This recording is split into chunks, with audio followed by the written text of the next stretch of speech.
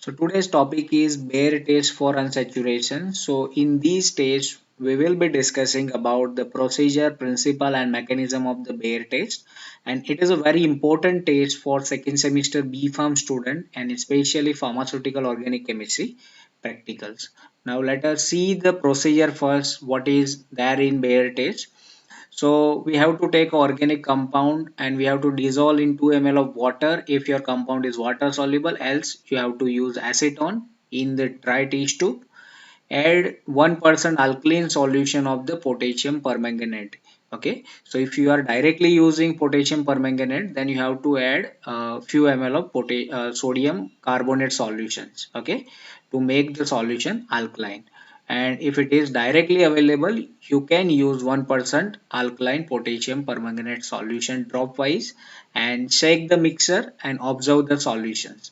Now there are two observations. One is if pink color of the potassium permanganate, if persists, then it's a saturated compounds. Okay, so whatever pink color or purple color of KMnO4, it is same after addition of the KMnO4 solution. So that means your taste is negative. And if pink color is disappear, then given organic compound is unsaturated compound. That means double bond present in your compound. So this is the reaction. This is alkene where double bond is there. So we can consider it is an unsaturated compound in presence of KMnO4 that is having a purple in color, and that gives product that should be a diol and manganese dioxide that is formed. So due to that, pink color is disappeared and brown color PPTS is formed. This is the same reaction. Alkene react with potassium permanganate in presence of water. It gives the diol, manganese dioxide and potassium manganate as a side product.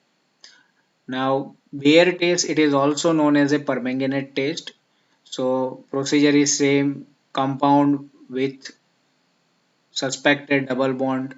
So if double bond is present in your compound when you are adding the KMnO4, then Bayer test is positive. KMnO4 react with the double bond and that form a manganese dioxide brown sludge.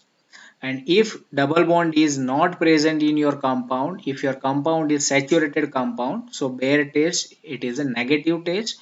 KMnO4 is not decolorized impulse, that the double bond is not present. So saturated compound gives Bayer test negative and unsaturated compound gives Bayer test positive.